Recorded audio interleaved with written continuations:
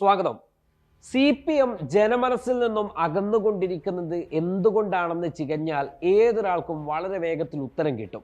അവരുടെ തന്നെ ഭാഷയിലെ വൈരുദ്ധ്യാത്മക ഭൗതികവാദം എന്ന് വെച്ചാൽ സാധാരണക്കാരനോ ആ പാർട്ടിയിലെ പ്രവർത്തകനോ അവരുടെ തന്നെ നേതാക്കൾക്കോ പോലും മനസ്സിലാകാത്ത ഭാഷയിൽ ചില പ്രയോഗങ്ങൾ നടത്തി മുന്നോട്ട് പോവുകയും പ്രവർത്തിക്കുകയും ചെയ്യുന്ന മനോഭാവം. ഏറ്റവും ഒടുവിലുയർന്ന വിവാദം തന്നെ നമുക്കൊരു ഉദാഹരണമായി എടുക്കാം. കേരളത്തിൽ നടക്കിയ, കേരളം ഏറ്റവും കൂടുതൽ ചർച്ച ചെയ്ത അരുംകൊലയായിരുന്നുവല്ലോ TP ചന്ദ്രശേഖരൻ വധക്കേസ്. സമാധാനം ആഗ്രഹിക്കുന്ന ഏതൊരാളും ഈ കേസിനെ സപ്പോർട്ട് ചെയ്യില്ലെന്നിരിക്കെ നഗ്നമായുള്ള വെള്ളപൂശൽ ഇപ്പോഴും CPM ആ വിഷയത്തിൽ തുടരുകയാണ്. അല്ലെങ്കിൽ ഗത്യന്തരമില്ലാതെ അവർക്ക് തുടരേണ്ടി വരികയാണ്. ഇപ്പോൾ ഈ സംഭവം ഉണ്ടായതിൻ്റെ പശ്ചാത്തലം എന്താണ്? TP കേസിലെ 3 പ്രധാന പ്രതികൾക്ക് ശിക്ഷാ ഇളവ് നൽകി വിട്ടയക്കാൻ സർക്കാരിൻ്റെ ഭാഗത്തു നിന്നൊരു ശ്രമം നടന്നിരിക്കുകയാണ്. ആരാണ് ഈ പ്രതികൾ? TK രജീഷ്, ഷാഫി, സിജിത്ത് എന്നിവരാണ്. തുടർച്ചയായി 20 വർഷം ജീവപര്യന്തം ശിക്ഷ അനുഭവിക്കണമെന്ന് ഹൈക്കോടതി വിധിച്ച കൊടും ക്രിമിനലുകളാണിവർ. ഈ ഷാഫിയൊക്കെ ജയിലിൽ ഇരിക്കുന്ന സമയത്തും അല്ലാതെയുമൊക്കെ പല തരത്തിൽ വിവാദങ്ങളിൽ ഉൾപ്പെട്ടത് മലയാളക്കര മറന്നിട്ടില്ല. കേരളത്തിലെ ഒരു ജയിലിനകത്തും ഫോൺ ഉപയോഗിക്കുവാനോ പുറത്തിറങ്ങി സ്വന്തം വീട്ടിലെ പോലെ ഉലാത്താനും സ്വന്തം വീട്ടിലെ പോലെ കാര്യങ്ങൾ നിർവഹിക്കുവാനുമൊന്നും അവകാശമില്ലെന്നിരിക്കെ ഈ ഷാഫിക്കും കൊടി സുനിക്കുമൊക്കെ എല്ലാ സമയത്തും ഫോൺ ഉപയോഗിക്കാം. മറ്റുള്ളവരോടൊക്കെ സ്വന്തം വീട്ടിലെന്ന രീതിയിലൊക്കെ പെരുമാറാൻ കഴിയുന്നൊരു ഇടമാക്കി ജയിലിനെ പോലും മാറ്റിയ സാഹചര്യം നമുക്കെല്ലാവർക്കും അറിയാവുന്നതാണ്. ഈ 20 വർഷം ജീവപര്യന്തം ശിക്ഷ അനുഭവിക്കണം എന്ന് ഹൈക്കോടതി വിധിച്ചവരാണ് ഈ പ്രതികൾ. ഇവരുടെ ശിക്ഷാ ഇളവുമായി ബന്ധപ്പെട്ട് Kannur central jail superintendent police report തേടി എന്നതാണ് വാർത്ത. ഈ കത്തിന്റെ പകർപ്പ് ഇപ്പോൾ പുറത്തു വന്നിരിക്കുകയാണ്. ഹൈക്കോടതി വിധി മറികടന്നാണ് സർക്കാർ ഇത്തരത്തിലുള്ളൊരു നീക്കം നടത്തിക്കൊണ്ടിരിക്കുന്നത്. ശിക്ഷാ ഇളവില്ലാത്ത ജീവപര്യന്തം തടവിന് ഹൈക്കോടതി ശിക്ഷിച്ച പ്രതികളാണ് ഇതെന്ന് നമ്മളിവിടെ പ്രത്യേകം ഓർക്കേണ്ടതുണ്ട്. ഇതിനെ മറികടക്കാൻ അധികാരത്തിന്റെ സർവ ഗർവും ഉപയോഗിച്ചുകൊണ്ടാണ് ഇപ്പോൾ സർക്കാർ കൊണ്ട ശ്രമം നടത്തിക്കൊണ്ടിരിക്കുന്നത്.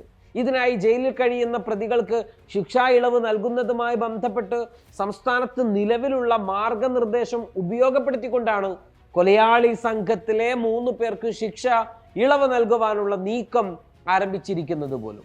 CPM-ന് അറിയാം ഇത് പുറത്തു വന്നാൽ വിവാദമുണ്ടാകുമെന്നും അതിന് ഒരു അഴകുഴമ്പൻ മറുപടി നൽകി രക്ഷപ്പെടാം എന്നൊക്കെയാണ് അവർ കരുതുക. ന്യായീകരിക്കാൻ സൈബർ പടയെ സജ്ജീകരിച്ചു നിർത്തും. യഥാർത്ഥത്തിൽ ഈ ശ്രമം CPM-ന്റെ ഭാഗത്തു നിന്നുള്ള ആനുകൂല്യം ഒന്നുമാകാൻ വഴിയില്ല. പ്രതികളുടെ സമ്മർദ്ദമോ പ്രതികളുടെ ഭാഗത്തു നിന്നുള്ള ഭീഷണിയോ ഒക്കെ ആകാം. അതിന് സമ്മതിക്കുകയല്ലാതെ CPM-ന് തരമില്ല. കാരണം CPM-ലെ ചില നേതാക്കളെക്കാൾ CPM-ന്റെ ഉള്ളുകള്ളികളും രഹസ്യങ്ങളും നന്നായി അറിയുന്നവരാണല്ലോ ഈ വക പ്രതികളൊക്കെ. അതുകൊണ്ടാണല്ലോ അന്നത്തെ പാർട്ടി സെക്രട്ടറി കോടിയേരി ബാലകൃഷ്ണൻ സ്വന്തം പോരാളികളായി ഈ പ്രതികളെ കണ്ട് ജയിലിൽ പോയി സന്ദർശിച്ചത്. CPM-ന് ഇപ്പോഴും ജനവികാരം എന്താണെന്ന് മനസ്സിലായിട്ടില്ല. ജനങ്ങൾ എങ്ങനെയാണ് കാര്യങ്ങളെ ചിന്തിക്കുന്നതെന്നും എന്താണ് അവർ ആഗ്രഹിക്കുന്നതെന്നും ഇപ്പോഴും പിടുത്തം കിട്ടിയിട്ടില്ല. തങ്ങളുടെ പരാജയങ്ങളെല്ലാം കേന്ദ്രത്തിന്റെ തലയിലിട്ടാൽ തങ്ങൾ അതുവഴി ചർച്ച ചെയ്തോളും, ജനങ്ങൾ അതുവഴി ചർച്ച ചെയ്തോളും എന്നാണ് അവർ കരുതുന്നത്. നോക്കൂ, അവശ്യ സാധനങ്ങളുടെ ഇന്നത്തെ കമ്പോള നിലവാരം എന്താണ്? മത്തിക്ക് കിലോ 440 രൂപയാണ് ഇന്നത്തെ വില. തക്കാളി 90 കടന്ന് 100-ലേക്ക് എത്തുകയാണ്, ചിലയിടത്തൊക്കെ എത്തി. അപ്പോൾ പറയും ഇത് മറ്റു സ്റ്റേറ്റിലെ പ്രശ്നമാണ്, കർഷകരുടെ പ്രശ്നമാണ്, ധാന്യങ്ങളും കാർഷിക ഇനങ്ങളുമൊക്കെ കിട്ടാത്തതിൻ്റെ പ്രശ്നമാണ് എന്നൊക്കെ പറയും. ആയിരിക്കാം. എന്നാലും ജനങ്ങളുടെ ഭാഗത്ത് നിന്ന് ചിന്തിക്കുമ്പോൾ ചില നീക്കുപോക്കുകളെല്ലാം ഇത്തരം വിഷയങ്ങളിൽ സർക്കാർ ചെയ്യേണ്ടതായിട്ടുണ്ട്. പെൻഷൻ വർദ്ധിപ്പിക്കാനും നൽകാനുമൊക്കെയാണ് നികുതിയുടെ വർധനവുണ്ടായിരിക്കുന്നത് എന്നായിരുന്നു അന്ന് പറഞ്ഞത്. ഇപ്പോൾ എന്തായി? പെൻഷനുമില്ല, വർധനവുമില്ല, നികുതി അധികമായി ജനങ്ങൾ നൽകിക്കൊണ്ടിരിക്കുകയുമാണ്.